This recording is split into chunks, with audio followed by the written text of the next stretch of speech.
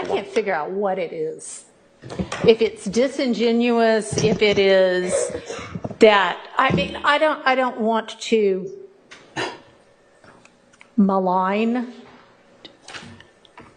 the prosecutor standing in front of me right now, so I'm not going to say the possible things that it could be, but it is baffling to me that somebody with the number of years of experience that you have, time after time after time, continues to seemingly purposefully hide the ball to the extent you possibly can for as long as you possibly can.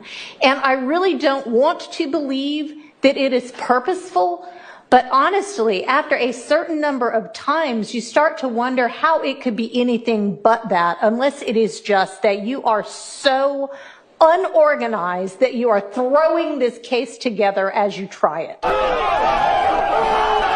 And I am sorry to say that, but this case is being made much more difficult for everybody because of the haphazard way in which it is being presented.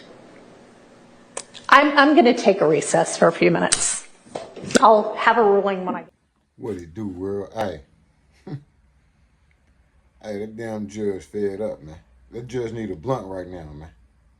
Straight up, man. This lady, like we've been saying, everybody that's been doing YouTube videos on this case, I already been seeing what's going on. This lady been trying to build a case since she started. They ain't had shit. Judge Whitaker, when you got on this case, you even said you've been watching. So you already know. And you don't want to give a mistrial for the simple fact, for just one simple fact,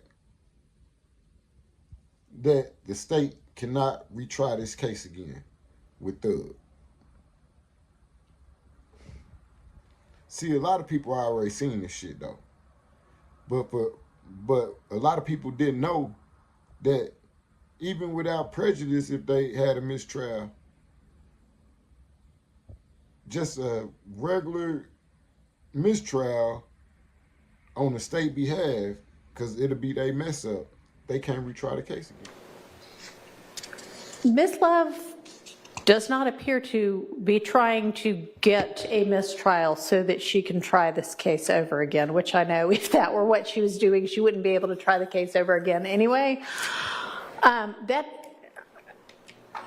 So that's just not applicable here. Now, is there continued prosecutorial misconduct merits a mistrial anyway based on that? Yes, potentially we get to that point at some point. But there is not, from what the court's vantage point is, an indication that the state is trying to goad anybody into moving for a mistrial so that they can retry the case because they think they're losing the case. I think they think they're winning the case. Well, I don't know what they think, but I will say this. This is not becoming, in the state of Georgia, of a trial. And it is all the time, Your Honor. It is all the time. At some point, it's got to end. Because this is not fair to Mr. Williams, and I assume the other people on trial will agree. It is this constant hiding laws, citing law that does not stand for what it stands for, not giving over information, not answering the court, arguing with the court, and I think that it does rise to a level now, but I understand what you rule, but I think that we're well beyond it. And the reason I said promoting statement is it's literally from Oh, I saw that. I know. And for you to say that and then just keep saying, you ain't gonna grant a mistrial, now we know why. Hey, Whitaker, your pale-faced ass gotta understand, you can't keep just letting it go on like this. You can't. Yeah, you the judge, but Hey, it's laws and rules and all type of shit in place. You can't just say F them rules and laws. That's crazy. This whole time, this nigga just sitting in jail while they build a case. And you know it. I can only imagine what you saying to your husband or kids at home about this shit.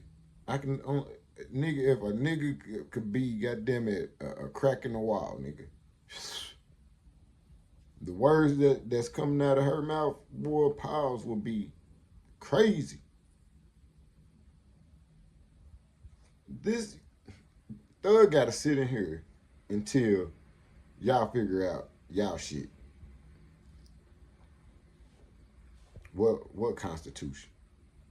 Straight up, man, what constitution? Y'all violating all this man's rights. Because you don't want to make it seem like you helping the state. What's right is right, lady. Go smoke you a blunt or have you a drink and think about that. Straight up. You just can't keep letting them do this shit. But it is what it is, man. Subscribe to the channel, man. Leave your comments, man. I'm out. All right, I'm going to deny the motion for mistrial. It's not as if the state couldn't have gotten the testimony in an appropriate way anyway. It's not like the testimony itself is that big of a deal. But I am going to, I'm going to exclude that statement and just tell the jury to disregard the statement and any testimony that had anything to do with the statement. So let's get Mr. Sprinkle back. Did you want to put anything on the record, or are you just getting ready for the jury? I'd like to put just a matter before the record for the court.